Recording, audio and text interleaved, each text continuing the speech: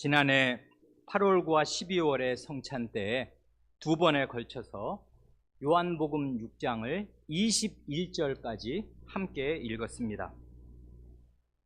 주님께서는 한 소년이 바친 보리떡 2개와 물고기 2마리를 가지고서 장정만 5,000명쯤 되는 많은 군중을 배불리 먹이시는 실로 위대한 표적을 행하셨습니다.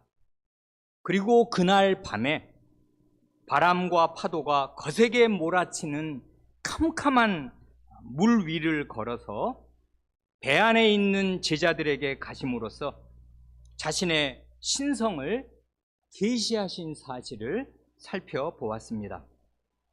오늘부터는 이 오병이어의 표적 직후에 주님께서 가버나움 회당에서 가르치신 말씀을 몇 차례에 걸쳐 성찬 때마다 들으려고 합니다.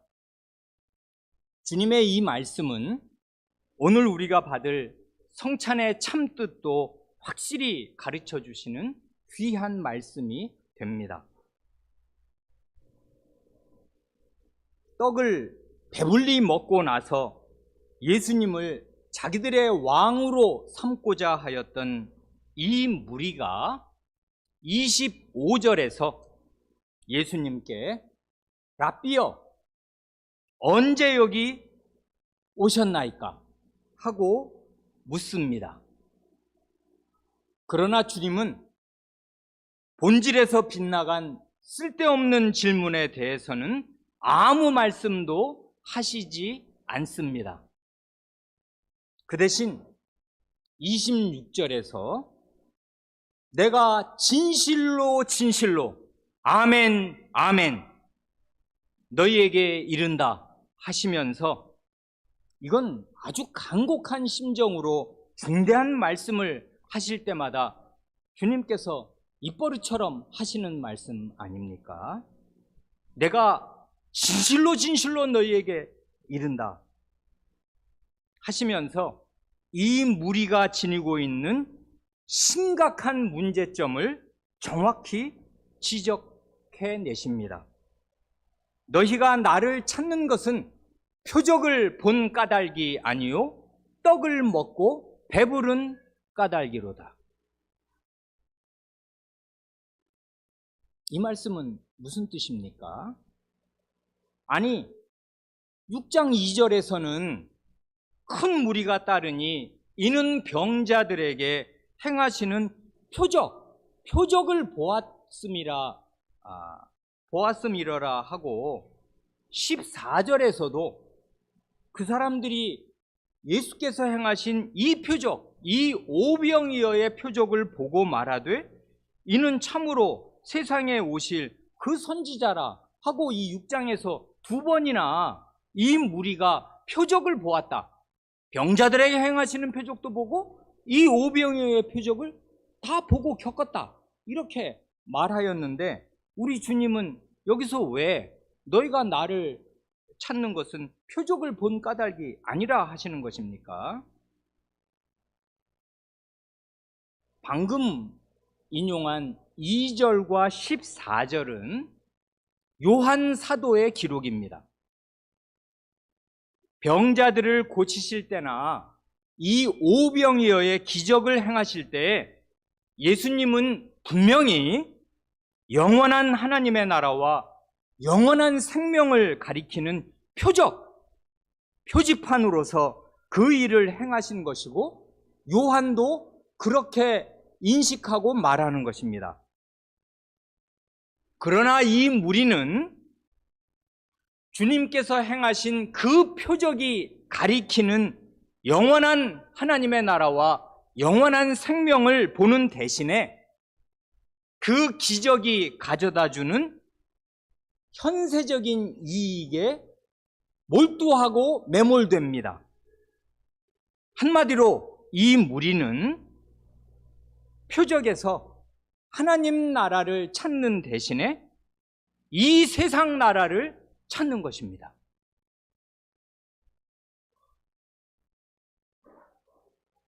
어떤 학자가 이런 말도 하였습니다. 이 사람들은 이 떡에서 표적을 본 것이 아니라 표적에서 떡을 보았다. 그것입니다. 이런 걸 가리켜 기적신앙이라고도 말하지 않습니까? 신비체험을 추구하고 그런 기적에서 오는 물리적인 이익을 추구하는 거, 그런 걸 기적신앙, 현세적인 신앙이라 하지 않습니까? 병이 낫고 의식주가 해결되는 것, 자기의 현실적인 이 세상 사는데 중대한 장애가 생긴 것이 해결되는 것, 그런 걸 추구한단 말입니다. 이런 기적신앙, 이런 현세적인 신앙은 결코 구원 얻는 믿음이 아닙니다. 27절에서 주님께서 계속 말씀하십니다. 썩을 양식을 위하여 일하지 말고 영생하도록 있는 양식을 위하여 하라. 이 양식은 인자가 너희에게 주리니 인자는 아버지 하나님께서 인치신 자니라. 주님께서는 썩을 양식과 영생하도록 있는 양식을 대조하시면서 이 무리에게 썩을 양식을 얻으려고 일하지 말고 영생하도록 있는 양식을 위해서 일하라 하십니다. 영생하도록 존재하는 양식이란 이 양식 자체가 영원히 존재한다는 뜻도 들어있겠습니다마는 그보다는 이 양식이 우리에게 영원한 생명을 주는 양식이라는 뜻이겠습니다. 그런 뜻에서 영원하도록, 영생하도록 있는 양식입니다.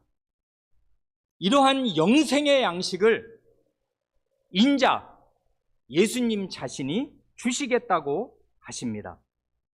그러면서 이 영생의 양식을 주시는 자신이 누군가 할 때 바로 그 영원한 생명을 사람들에게 주도록 하늘의 하나님께서 왕이 어인을 찍듯이 확실하게 인정하셔서 세상에 보내신 존재가 자기 자신이라고 말씀하십니다. 이 27절에 주님의 말씀을 따르면 이 세상 사람들이 밤낮으로 수고하는 그 모든 일평생의 일이란 단 한마디로 썩을 양식을 위하여 하는 일입니다. 그렇게 열심히 일해서 얻은 양식 자체도 결국은 썩을 것이요, 그 썩을 양식을 위해 기울인 모든 노력도 결국은 다 썩어서 허무하게 될 것이며, 그 썩을 양식을 의존하고 살았던 모든 존재가 다 썩고 멸망할 것입니다. 그러나 영생을 주는 양식도 분명히 있으니 그 양식을 위해 일하라 하십니다.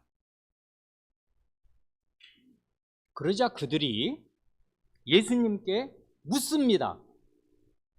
우리가 어떻게 해야 하나님의 일을 하겠습니까? 여기 이 무리의 말 가운데 하나님의 일, 하나님의 일이라는 의미심장한 말이 나왔습니다. 이 사람들도 이만한 머리는 있어서 영생을 주는 양식을 얻으려고 하는 일이 곧 하나님의 일이겠다 생각하고서 이렇게 묻는 것입니다. 그런데 이 사람들이 말한 하나님의 일이란 정확히 번역하면 하나님의 일들입니다. 복수라고요. 그래 대부분의 영어 성경도 the works of God, works라고 복수형으로 잘 번역합니다. 그러니까 이 사람들은 영생을 주는 양식을 얻으려면은 하나님께서 인정하시는 이 일 저 일들, 여러 가지 일들을 해야 할 것으로 마음에 상정하고서 주님께 이렇게 묻는 것입니다. 이게 바로 유대인들의 전형적인 사고 방식입니다. 부자 청년 관리의 질문이 생각나지 않습니까? 마태, 마가, 누가의 세 공관복음에 다 나오는 그 질문 말이에요. 선생님이여, 내가 무슨 선한 일을 하여야 영생을 얻으리이까? 이들의 질문을 주님께서 수정하십니다. 복수를 단수로 바꾸어서 대답하십니다. 하나님의 일이란 이 일 저 일이 아니고 여러 가지 일이 아니라 단 하나인데 하나님께서 보내신 일을 믿는 그것이 하나님의 일이니라.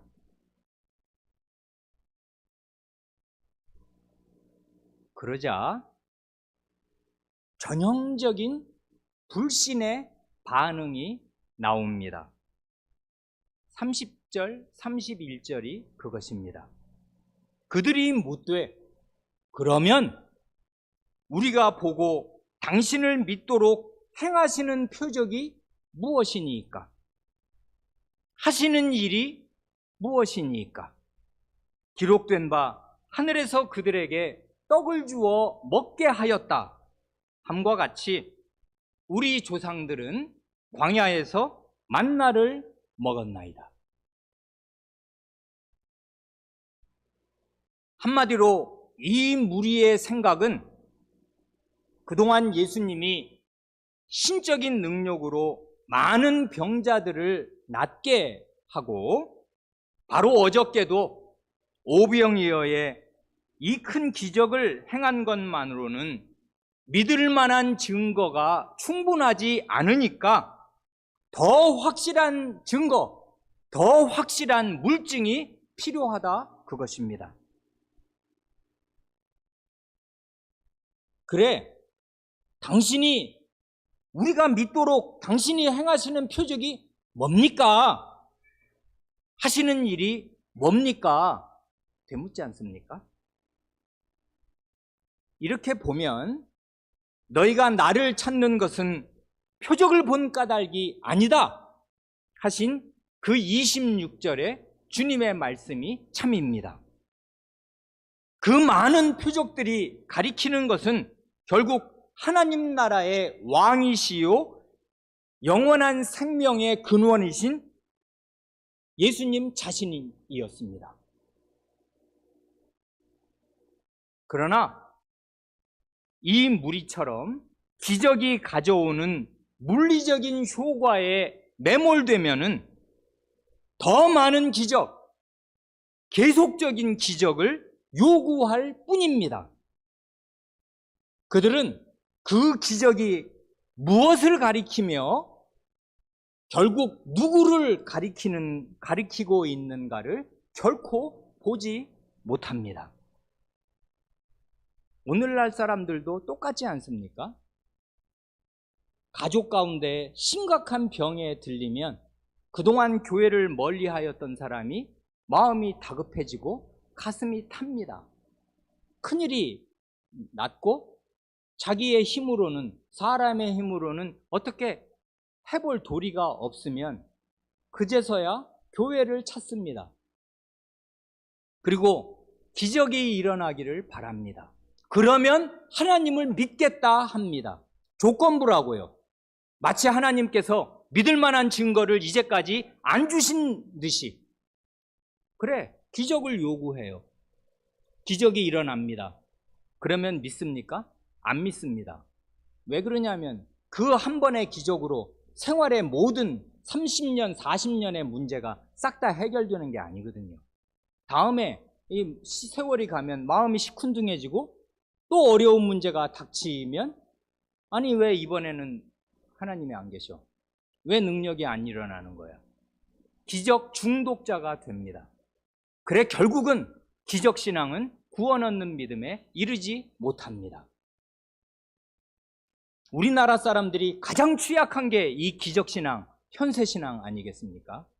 무속이 보여주는 것이 기적과 현세구복이라고요.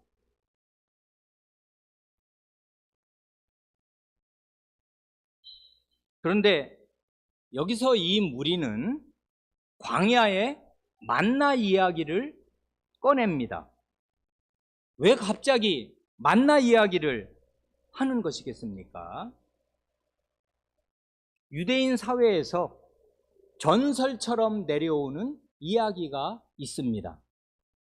모세가 신명기 18장 15절에서 예언한 대로 하나님께서 너희 가운데에 나와 같은 선지자를 일으키시리라 예언한 그 메시아가 오시면은 모세처럼 만나를 내려준다 하는 전설 같은 이야기가 대대로 내려온 것입니다.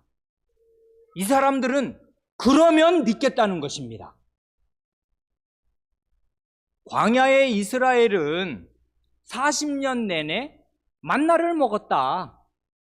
그러니 메시아가 와서 그렇게 우리에게 만나를 오늘도 내일도 계속 내려준다면은 이 한평생 먹고 살 걱정이란 없는 것이고 그런 능력을 베푸는 메시아라면 우리가 믿고 따르겠다 하고서 지금 만나 이야기를 꺼내는 것이라고요.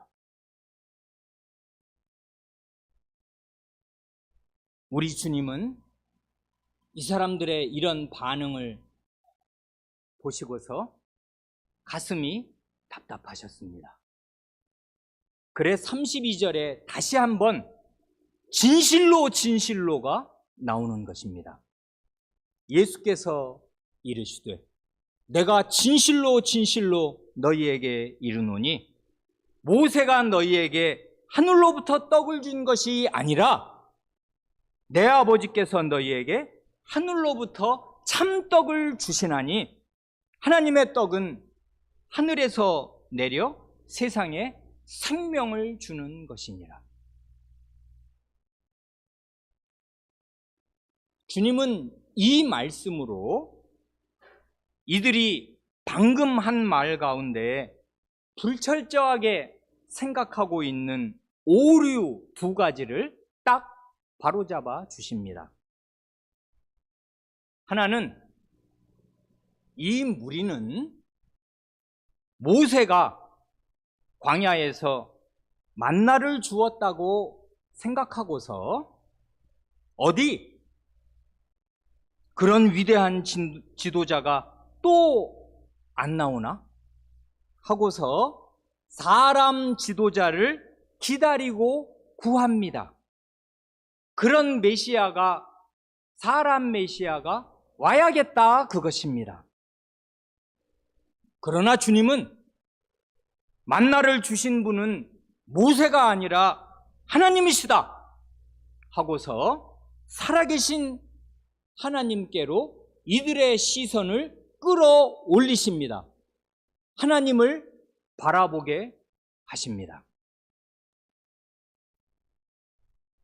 또 하나는 이 무리는 31절에서 기록된 바 하늘에서 그들에게 떡을 주어 먹게 하였다 하면서 과거형, 과거 시제로 말합니다.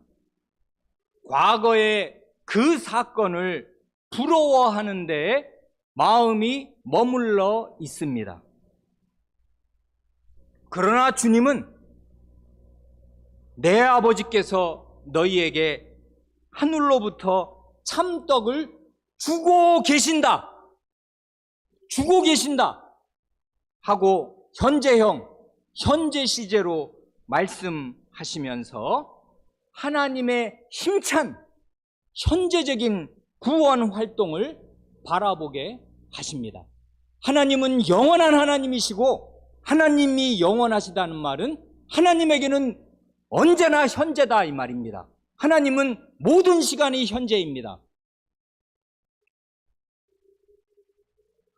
하나님께서 주시는 이 떡은 32절을 따르면 하늘에서 내려오는 참떡이고, 33절을 따르면 하나님의 떡이며, 35절을 따르면 생명의 떡입니다. 참떡이고 하나님의 떡이며 생명의 떡입니다. 그러자 무리의 반응이 나옵니다. 34절. 주여, 이 떡을 항상 우리에게 주소서. 주님께서 즉답을 주십니다. 35절. 나는 생명의 떡이니 내게 오는 자는 결코 줄이지 아니할 터이요, 나를 믿는 자는 영원히 목마르지 아니하리라. 이 말씀으로 주님께서는 전날에 오병이어의 표적이 가리키는 실체는 바로 주님 자신임을 분명히 말씀하십니다. 주님 자신이 생명의 떡이요 하늘에서 내려오신 참떡이며 하나님의 떡이십니다.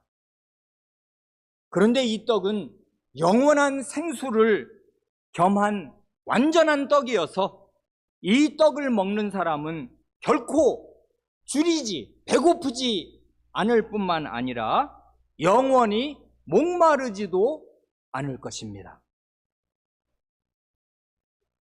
그리고 이 떡을 먹으려면 어떻게 해야 하는가도 알려주십니다. 어떻게 해야 하는 것입니까? 이 참떡, 하나님의 떡, 생명의 떡을 먹으려면 어떻게 해야 하는 것입니까? 예수님께로 와야 합니다. 예수님께로 온다는 말을 달리 표현하면 예수님을 믿어야 합니다.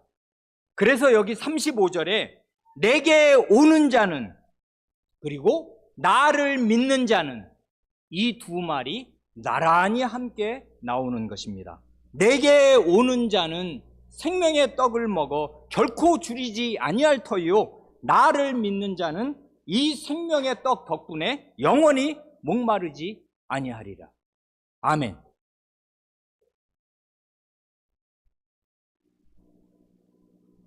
그러나 이 무리는 몸으로는 지금 예수님 앞에 와 있습니다마는 마음으로는 예수님을 생명의 떡으로 믿지 않습니다. 36절 말씀이 그것 아닙니까? 그러나 너희는 나를 보고도 믿지 아니하는도다.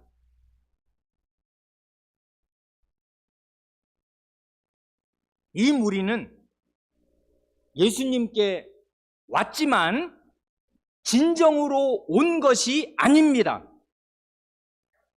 눈으로 지금 예수님을 보고 있지만 예수님의 진면모를 보는 것이 아닙니다. 예수님이 일으키신 기적도 많이 목격하고 어제는 몸소 경험도 하였습니다마는 그 기적이 주님 자신을 가리키는 표적인 사실은 결코 보지 못합니다. 한마디로 이 무리는 지금 주님의 말씀을 듣고 있지만 그 말씀을 결코 깨닫지 못합니다. 이 무리는 주여 이 떡을 항상 우리에게 주소서 하고 간곡한 열심으로 요청하지만 그들이 원하는 떡은 실은 이 한평생 이 세상에서 편안하게 잘 먹고 잘 살게 해주는 떡일 뿐입니다. 한마디로 썩을 양식을 계속 구하고 있습니다. 그러나 주님은 그런 썩을 양식을 주러 오신 것이 아닙니다. 그러기에 이 오병이어의 기적을 행하신 직후에 한 번만 더 4,000명을 일시에 먹이신 기적을 표적으로서 보여주셨을 뿐입니다. 그래 마가복음 6장과 7장 그리고 마태복음 14장과 15장에 이 두 가지 표적, 오병이어와 5,000명을 일시에 먹이신 표적과 4,000명을 일시에 먹이신 두 떡 표적이 연이어 나옵니다마는 마태, 마가와 달리 누가와 요한은 4,000명을 먹이신 나중의 표적은 아예 기록하지도 않습니다. 왜냐하면 오병이어의 사건 하나만으로도 표적의 의미는 충분하다고 여긴 것입니다. 37절에서 주님은 이 무리가 주님을 믿지 못하는 궁극적인 이유를 제시하십니다. 아버지께서 내게 주시는 자는 다 내게로 올 것이요 내게 오는 자는 내가 결코 내쫓지 아니하리라. 어떤 사람이 진정한 의미에서 예수님께로 오는 것입니까? 어떤 사람이 참되게 예수님을 믿게 되는 것입니까? 하나님 아버지께서 예수님께 주시는 사람만이 참으로 예수님께 와서 예수님을 참되게 믿습니다. 이게 결국 궁극적이고 결정적인 관건이라고요. 그러니까 하나님께서는 자기 마음에 품으신 자기 사람들이 있는 것이에요. 그 숫자도 정해졌습니다. 그리고 그 사람들의 이름을 아셔요. 홍아무개, 김아무개, 박아무개 이름을 아시는 하나님의 사람을 예수님께로 자기 아드님에게 주십니다. 왜냐하면 그 아드님이 구원자거든요. 그 아드님의 피로 이 사람들의 죄를 씻으라 하고 하나님이 자기 사람들을 자기 아드님께 주셔야 그런 사람들만 예수님께 참으로 나옵니다. 하나님께서 예수님께 주신 사람들이 아니면 백날을 예수님 앞에 나와 앉아서 이 사람들처럼 기적을 보고 기적을 맛보고 예수님의 말씀을 들어도 궁극적으로 헛일이라고요. 그러나 주님의 이 말씀을 악용해서 아무리 해도 내게는 믿음이 안 생기는 걸 보니 나는 하나님이 택하신 사람이 아닌가 보네 하고서 자신의 불신을 하나님 탓으로 핑계할 수는 없습니다. 왜냐하면 내게 오는 자는 내가 결코 내쫓지 아니하리라 하시는 말씀을 바로 덧붙이시기에 그렇습니다. 그러니 누가 영원한 멸망에 떨어진다면은 그 이유는 그가 예수님께로 참되게 오지 않았기 때문입니다. 귀가 있어도 하나님의 말씀을 건성으로 듣고 지나쳤기 때문입니다. 안 들은 것이 아니요 들었습니다. 그러나 듣고 믿지 않았습니다. 자기는 다 안다고 생각하는데 그 말씀의 능력이 자기의 인격과 삶에서 나타나지 않는 걸 보고 가슴을 치지 않았습니다. 왜 그러냐 하면 다 안다고 생각하니까. 그런데 그 말씀의 능력이 하나도 나타나지 않으면 자기는 그 말씀 들은 것이 아니에요. 그 말씀을 깨달은 것이 아닙니다. 그러면 예수님께 온 것이 아니고 예수님을 믿은 것이 아니에요. 그런데 그걸 평생에 그 많은 시간을 주었고 많은 기회를 주었는데 한 번도 제대로 반성하지 않은 것입니다. 한 번도 회개하지 않은 것이에요. 그러나 예수님께로 오면, 예수님의 말씀을 듣고 믿으면 예수님께서 결단코 그를 내쫓지 않으시겠다고 확약하십니다.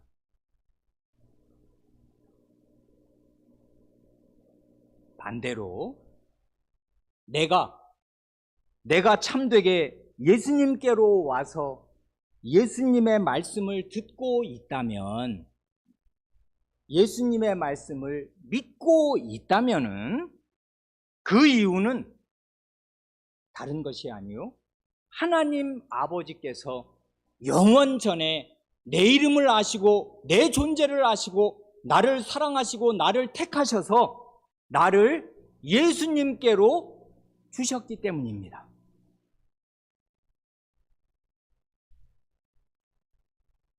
그래, 저는 이 말씀을 사랑합니다. 고린도전서 12장 3절 말씀. 하나님의 영으로 말하는 자는 누구든지 예수를 저주할 자라 하지 않고 성신으로 아니하고는 누구든지 예수를 주시라, 주님이시라 할 수 없느니라. 자기 인생에 예수 그리스도가 참으로 주님이신가? 내 인생의 키를 주님께 넘겨드렸는가? 나는 정말 주님의 종인가? 주님이 말씀하시면 그 앞에 납작 엎드려서 주님의 말씀대로 이 종에게 이루어지이다. 주님이 죽으라면 죽고 살라면 살며 너 이제 암 걸렸으니 내게로 오라 그러면 아멘 하고 주님께 가면 될 것 아니에요. 주님의 종인데 뭘 걱정을 한단 말입니까? 나의 생사 여부가 오직 주인님의 손에 달려있고 주인님이 나의 모든 것을 관장하시고 주관하시되 영원한 생명을 주시기 위해 나의 주님이 되셨으니 나는 먹든지 마시든지 무엇을 하든지 주님의 종으로 산다 하는 이런 확고한 인식과 확고한 생활 태도가 그에게 수립되어 있다면 이건 성신으로 아니하고는 아무도 예수님을 주인으로 모시지 못합니다. 제가 공적 신앙 고백을 하러 치료회에 오는 젊은이들에게 때때로 묻습니다. 예수님을 믿겠다고 옵니다. 반문합니다. 너는 참 희한도하다. 예수님이 언제 사람인지 아냐? 2000년 전 남자다. 팔레스타인에서 단군이라고 아냐? 그게 고조선 시대 사람인데 2000년 전은 고조선 시대다. 고조선 시대. 고조선 시대에 한반도에 걸어다니지도 않고 저 팔레스타인 땅을 걸어다녔던 30대 남자가 너 봤냐? 못 봤답니다. 보지도 못한 남자에게 2000년 전 남자에게 네 인생을 맡긴다고 하니 그게 가당한 말이냐? 어떻게 그게 믿어지냐? 믿는답니다. 그러니 목사가 감당을 할 수가 없어요. 믿어지고 믿는답니다. 왜 그래요? 그 남자를 2000년 전에 죽었다는 그 남자를 자기 인생의 주인으로 모시고 산답니다. 성신으로 아니하고는 아무도 예수를 주님이시라 하지 못합니다.